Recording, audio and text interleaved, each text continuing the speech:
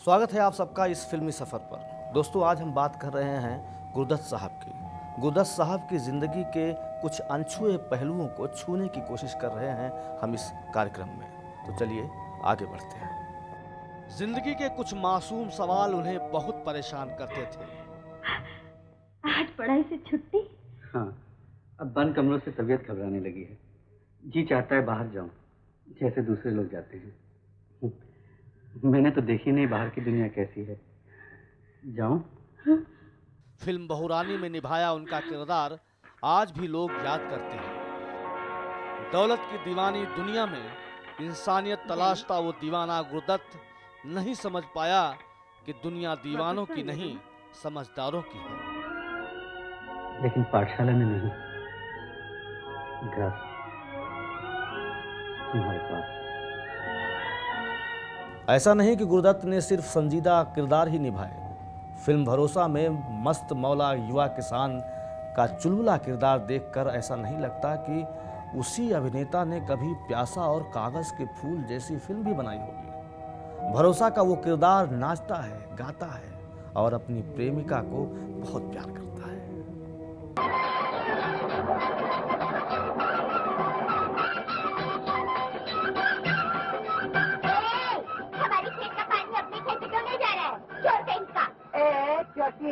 चोर और काट तो जबान काट लूंगा।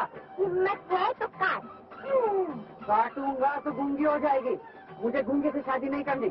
अब इस नौजवान किसान को देखकर कौन कह सकता है कि इस किरदार के दिल में गमों का अंबार है। कड़ी धूप में पसीना बहाता बेफिक्र किसान का ये किरदार लोग आज भी याद करते हैं। वाह वाह वाह वाह, बड़ा मजा।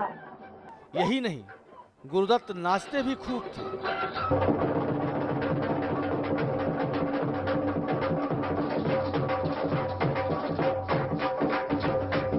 गांव का मेला और गोरी का साथ, ठुमके तो लगेंगे।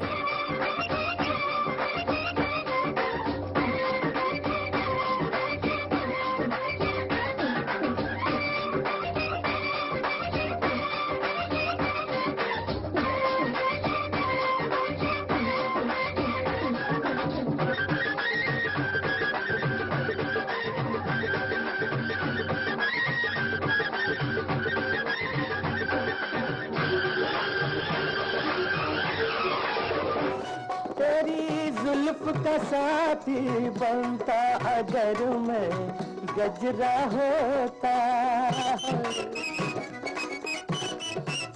तेरी जुल्फ का साथी बनता अगर मैं गजरा होता। तेरी अखियों में बस जाता अगर मैं गजरा होता। तेरे गजरे की खैर, तेरे गजरे की खैर, तेरे गजरे की खैर, तेरे गजरे की खैर, जो भी देखे न कैसे निशाना हो तेरा।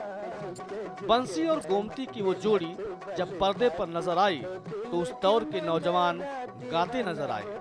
ये झुके झुके नैना, ये लट बल खाती, तो दिल क्यों न मेरा दीवाना हो तेरा। लेकिन किस्मत को तो कुछ और ही मंजूर था। ये मस्ती ज्यादा दिन नहीं चली। वाकई वो मेला 2 दिन का ही रहा।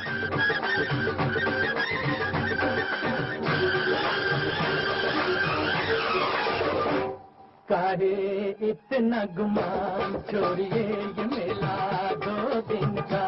काहे इतना गुमान, छोड़िए ये मेला 2 दिन का। लेगी कितनों की जान, छोड़िए ये मेला 2 दिन का। काहे इतना गुमान, छोड़िए ये मेला 2 दिन का। गुरदत्त की पहली बीवी विजया, जिसे वो पूना से लाए थे, एक दिन उन्हें छोड़कर चली गई। इतना गुमान, छोड़िए ये मेला 2 दिन का।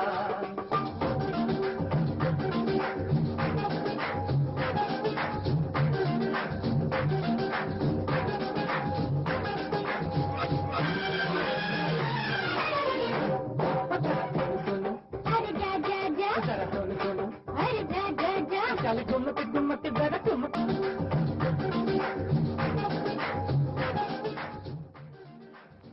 जिसके बाद वो बहुत दुखी रहने लगे थे।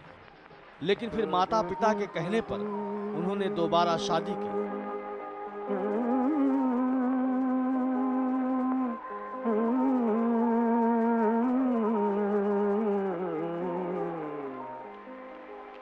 चौदहवीं का चांद हो या आफताब हो, जो भी हो तुम खुदा की कसम लाजवाब हो।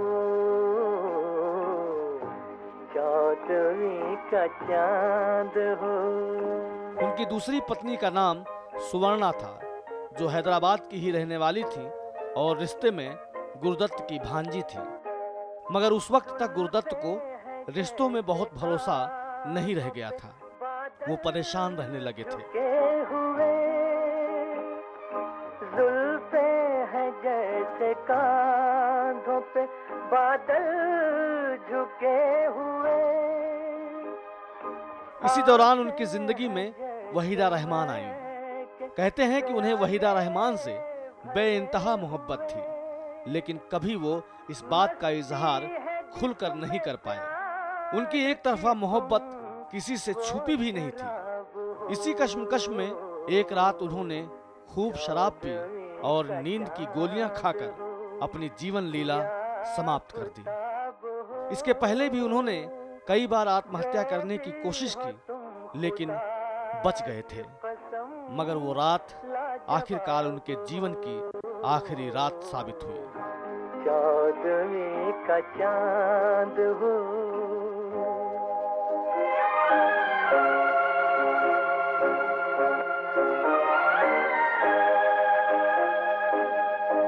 उनकी मौत के साथ हिंदी सिनेमा का एक दौर खत्म सा हो गया। आज भी गुरुदत्त को सिने प्रेमी याद करते हैं। झील में हंसता हुआ कमल, चेहरा है जैसे झील में हंसता हुआ कमल, या जिंदगी के साज पे छेड़ी हुई गजल। शायद आप सोच रहे होंगे कि कोई कलाकार इतना कमजोर कैसे हो सकता है, लेकिन शायद दिल से जीने वाले दिमाग नहीं रखते हैं। उनके दिल की बस्ती आबाद होती है भावनाओं से, और भावनाओं को ठेस पहुंची नहीं कि वो टूट कर बिखर जाते हैं। ऐसे ही थे शायद गुरुदत्त भी। आज वो हमारे बीच नहीं है, लेकिन उनका बेहतरीन सिनेमा हमारे साथ है। हम गुरुदत्त को याद करते रहेंगे और उनके सिनेमा को देखते रहेंगे और ये कहते रहेंगे, वाह मास्टर, क्या बात है। आज बस इतना ही, फिर मिलेंगे एक और नए सफ़र के साथ। तब तक के लिए नमस्कार।